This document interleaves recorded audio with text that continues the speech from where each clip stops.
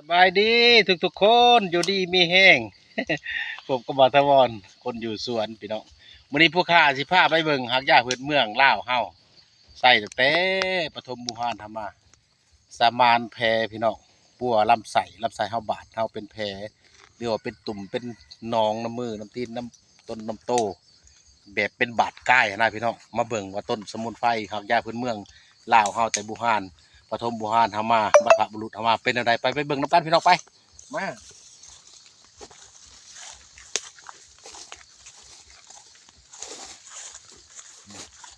นี่นี่ต้นค้อนหมาหรือต้นลีนหมาลายท้องถิ่นเอิ้นสิบ่คือกันเด้อพี่น้องเด้อท้องถิ่นบัทวรจะเอิ้นต้นค้อนหมาต้นลีนหมานี่เด้สังเกตเด้อกินก็ได้ยอดมันเด้อพี่น้องเด้ออ่ะกินกระปนกระเปียวได้สีผัดผัดสีมันเด้ออืมได้หมากสังเกตเด้อพี่น้องเด้ออยู่ไสก็มีบ่อึดนี่น่ะเพิ่นมีสรรพคุณหลายอย่างเด้อพี่น้องเด้ออย่าใกล้อย่าขวามเด้อพี่น้องเด้อต้นค้อนหมาต้นลีนหมาสรรพคุณประโยชน์ของเพิ่นเด้อพี่น้องเด้อถ้าผู้ใดเป็นบาดเป็นแผลน้ำมือน้ำตีนเขาเป็นเปื่อยเป็นปั้วโบเศร้าว่าจะเอายายังใส่กระโบถึกเป็นบาดกายแหละพี่น้องเด้อผู้บางคนจะเป็นน้องโปดน้ำหัวมือหัวยังเฮาเนี่ยนะเอายายังใส่กระเมื่อยใส่ละนี่เอาของเพิ่นนี่แหละนี่มา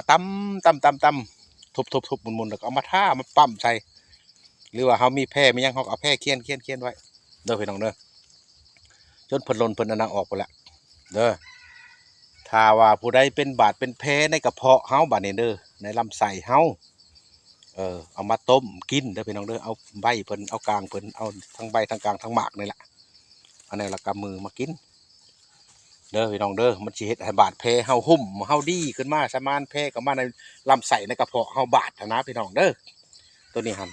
อย่าลืมผู้ใดเป็นกระเพาะลำไส้บาดอย่าลืมว่าเอากกอันน่ะต้นสะเหล่าใส่น้ำกับเครือตะป้า3อย่างตัวนี้นี่แหละต้นค้อนม้าเนี่ยแหละหรือว่าต้นลีนม้าเนี่ยแหละใส่น้ำเด้อพี่น้องเด้อบ่หลายดอกบ่เอาใส่ถ้าว่าเฮาเมื่อใหม่ๆเปียกๆแล้วเฮาก็ต้มเลยก็ประมาณกำมือน้อยใส่น้ำ2 ลิตรใส่น้ำกัน3อย่างนะเครือตะป้ากับต้นสะเหล่าใส่น้ำกันแนวแล้วกำมือน้อยๆเด้อพี่น้องเด้อถ้าว่าเฮาจะกินหลายมื้อหลายวันเฮาก็เอาเมื่อตากแห้งเมื่อตัดตากแห้งแล้วก็ต้มกินเช้าเที่ยงแลงก่อนอาหาร กินเทื่อละจอกเด้อพี่น้องเด้อตัวที่เฮาต้มไว้เฮาก็ใส่ตู้เย็นไว้น้ำได้ดีแท้แหละกินอุ่นๆเด้อพี่น้องเด้อเฮาต้มร้อนลงมาแล้วก็กล้าว่าเฮาสดได้เฮากินได้นะเฮาดื่มได้แล้วกินโลดสิสิดีตัวนี้นะสามานแพ้เฮาสมมุติผู้ใดสิเป็นลำไส้บาดเฮากินอาหารลงไปเนาะสิแซ่บสิฮ้อนในท้องในไส้เฮาล่ะ